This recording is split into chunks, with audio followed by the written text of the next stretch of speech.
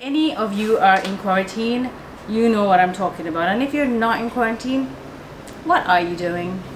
Seriously, what are you doing?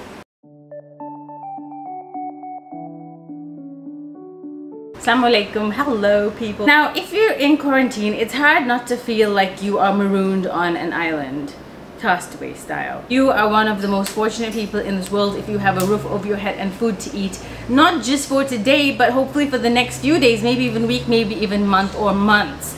Count your blessings, say Alhamdulilah, and just be grateful for what you have. Alhamdulilah, we are, spoiled in that we have stores and we can go shopping and we can buy food. Hopefully you've done all of that and now you're just staying put. Food is easily available. We don't need to forage. We don't need to hunt and gather like hunters and gatherers. A lot of us have it in our homes because we've done a lot of stockpiling. If you were a castaway, however, as I said, you'll have to go hunting as you need. And then you don't have a refrigeration process to actually freeze or preserve that food. It may feel more castaway-esque, the fact that we're not allowed to meet with other human beings, the fact that we feel isolated, the fact that we are told to stay away from people who normally we would see every day, perhaps at work, maybe family members or whatever the case may be. We're now told to lock ourselves and literally imprison ourselves in our homes.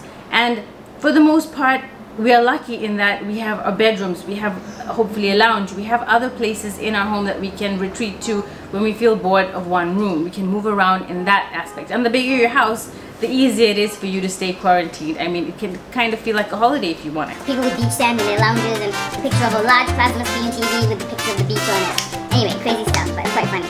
People will find ways to entertain themselves. I, for one, am finding a way to entertain myself. So one of the best things about me having this YouTube channel is that it gives me a way and an outlet and a reason to talk and communicate and reach out to people, especially in a time like this when I can't. And that is why I suggest, if you wanted to start a YouTube video, there's no better time like the present. if you want a video on how to start a YouTube channel, there's plenty out there. But if you want me to do one, I can easily share whatever I do that makes my channel happen. I can happily share that with you. Let me know in the comment section down below if you want me to share that. The other thing is, what will really take a hit during this time is your personal grooming. You should, and you normally do, have a beauty regime of some sort where you go to the salon and you get your waxing, you get your threading, you get whatever facials and manis, pedis, whatever it is. But now that we can no longer do that, a lot of y'all are gonna let things slide, and you know what I mean. Because some of you guys, whether you realize it or not, maybe you'll realize it now through this quarantine saga, that you do it more for other women than you do it for your own husband. You're like, oh, well, he's seen me give birth, he's seen me with morning breath. Well, I don't need to prove anything to him. But for the ladies, no, we've got to be prim and proper and all done up to impress other women. That is where I think a lot of us fall short, and that we've got to always keep our beauty and maintain ourselves for our husbands. Don't let your hair get overgrown. Try and wax it at home. If you can't wax it, then shave it for time being or use some other depilatories. Some of us, because of the lack of human interaction, will let ourselves go, and this is a really dangerous thing. Some of us may get up in the morning and feel like, oh well, no one's gonna smell my breath today, so I'm not gonna brush my teeth. I mean, seriously, that is just gross. Think about whether you're gonna carry on this and then you're gonna need some ice skating boot to knock out a rotten tooth, castaway style, because you've not been taking care of your oral hygiene. I mean, this is the time you need to maintain yourself really, really well, because you don't know what can give up at any time. Something may go wrong if you're not looking after yourself the way you should. You don't know if there could be a fire, and if you haven't bathed for a few days and then you need to get saved and you're stinky in your Samira kaftan or God knows whatever else you're wearing, and you end up on the street. I mean, it's just, you gotta be prepared. I'm just saying, you don't know what's gonna happen. It's funny when I say it hypothetically, but if it is you and you end up in a compromising situation where you need saving of some kind and you're not at all well kept and groomed in any respectable, presentable condition, yeah, it's gonna be really embarrassing. So I want to save you that. You need to keep your grooming up to standard. You can actually forget how to speak. I know, for once, I was in Saudi Arabia and I was locked up in my house. For quarantine that I don't want to really talk about. Not for any plague or anything, it was something else. I was locked up for years at a time with no human interaction with 2 little children. Now they cannot speak, well, they couldn't really speak, so I had no one, literally no one to speak to, and no human interaction.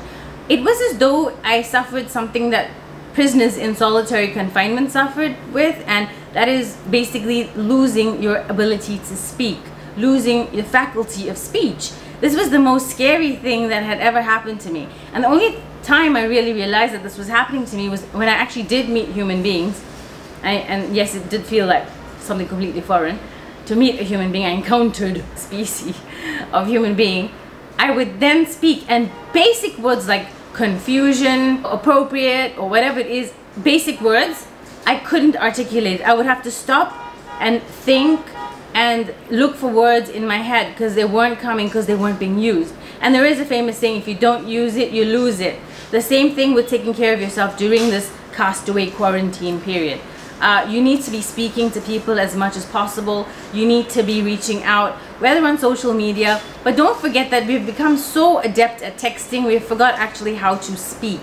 And not just how to speak, but how to speak impromptu. On the phone, on video, on camera. Don't just rely on text. More than ever now, you need to be constantly speaking to keep your speaking game up, because you can't forget your words. And I know this sounds out there and crazy and absolutely nuts, but this actually really did happen to me. And if you do go and research what happens to prisoners in solitary confinement, you'll understand the real threat. You can't forget how to speak. The other thing is, we have an absolute recipe for weight gain disaster. And how is this possible? We've now got copious amounts of food and snacks in the house, more than we've previously ever had, I think.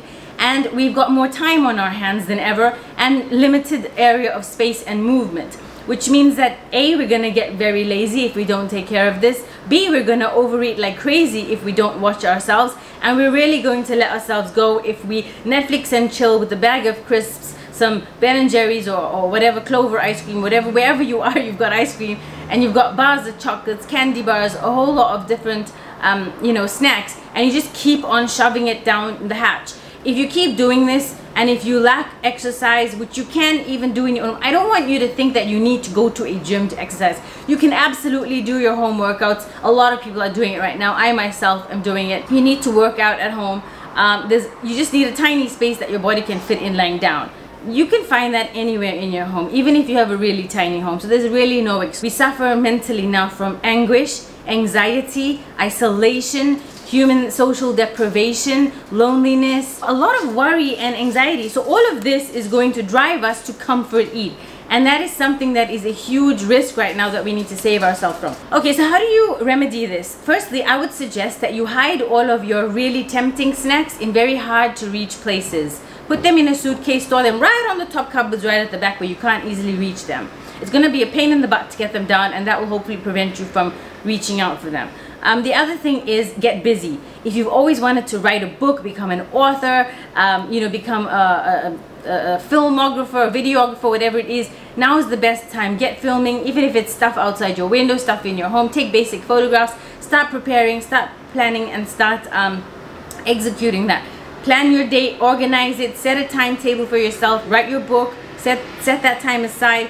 If you have family with you at home, set time aside for them as well. Get stuff done when you can get it done. There's no excuses now. Let's see if you really are disciplined, instead of, the excuse that we all made when we were in the normal world, saying, I don't have the time, I don't have the time. Well, now you do have the time, so let's see how you use it. There's other things that you can do as well, like set aside a time for worship. If you wanted to always memorize Quran or do those extra prayers, those nawafil, now's the time to be able to do it, because you have the capacity to really rest into your prayer and seek solitude and patience in it, and really pour your heart out to Allah, to God, and tell Him how you're feeling, and connect with Him on a deeper level, on a more private level than you may have ever been previously able to. You need to also get on that phone and chat to and reach out to relatives that you've neglected, or maybe that you haven't spoken to in a long time, because now is really the time to reach out, find out how they're doing, show your care and concern and your love, and connect with them,